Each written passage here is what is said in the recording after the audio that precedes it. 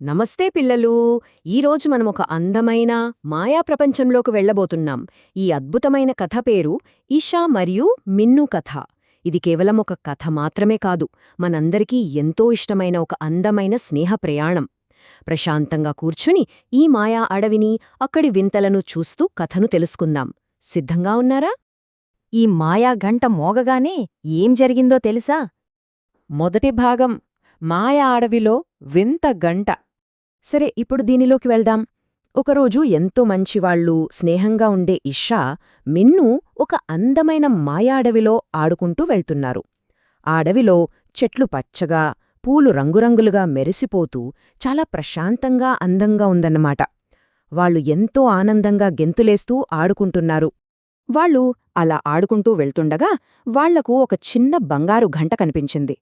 అది చూడగానే మిన్ను ఆశ్చర్యంతో కళ్ళు పెద్దవి చేసి ఇలా అన్నాడు, ఇషా, ఈ ఘంట ఎంత అందంగా ఉంది!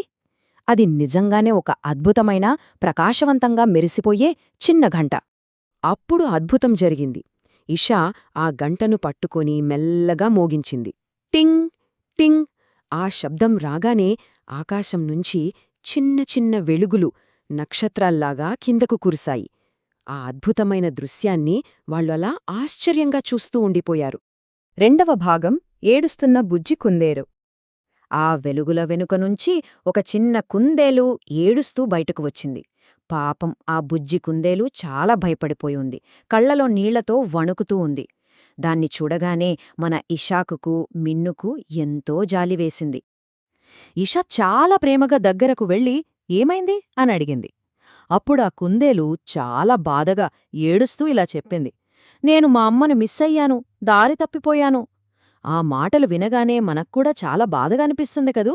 మిన్ను ఏమాత్రం ఆలోచించకుండా చాలా ధైర్యంగా ఇలా అన్నాడు, బాధపరకు, మేం నిన్నింటికి తీసుకెళ్తాం.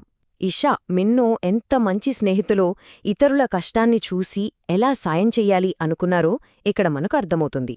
మూడవ భాగం వెలుగు దారిలో ప్రయాణం. ఇది ఎలా ముందుకు వెళ్తుందో చూద్దాం. మొదటి అడుగుగా ఇషా ఆ మాయా గంటను మళ్లీ మెల్లగా మోగించింది. టింగ్ టింగ్. రెండవ అడుగుగా నేలపై మెరిసే ఒక వెలుగుదారి వాళ్ల ముందు కనిపించింది.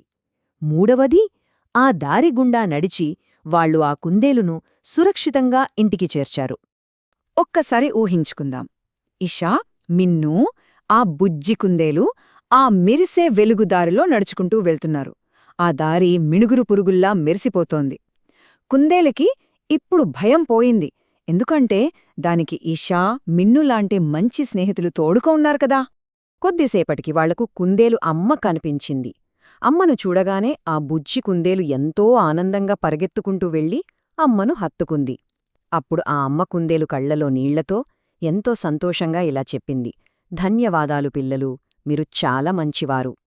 ఆ మాటలు వినగానే ఇషా, మిన్ను ఎంతో సంతోషంగా నవ్వుతూ వాళ్లకు టాటా చెబుతూ చేతులు ఊపారు. అప్పుడు వాళ్ల చేతిలో ఉన్న ఆ మాయాగంట మళ్లీ ఒకసారి ప్రకాశవంతంగా మెరిసి మెల్లగా మాయమైపోయింది. నాలుగవ భాగం మంచి మనస్సు. ఇది మనకు చాలా అద్భుతంగా ఏం చెప్తోందంటే, ఇతరులకు సహాయం చేయటం మంచి మనసు. ఇషా, మిన్ను ఆ బుజ్జి కుందేలుకు సాయం చేసి ఆ కుందేల అమ్మ ముఖంలో ఎంత ఆనందాన్ని నింపారో మనం చూశాం కదా. ఇతరులకు సహాయం చేయడమే మన దగ్గర ఉండే నిజమైన మాయ. మరి పిల్లలు, కథ పూర్తయ్యే ముందు ఒక్కసారి ఆలోచించండి, మీరుంటే కుందేలుకు ఎలా సహాయం చేసేవారు? మీలోని ఆ మంచి మనసును ఎప్పుడూ ఇలాగే కాపాడుకోండి. ఇతరులకు సాయం చేస్తూ ఉండండి. మళ్ళీ కలుద్దాం.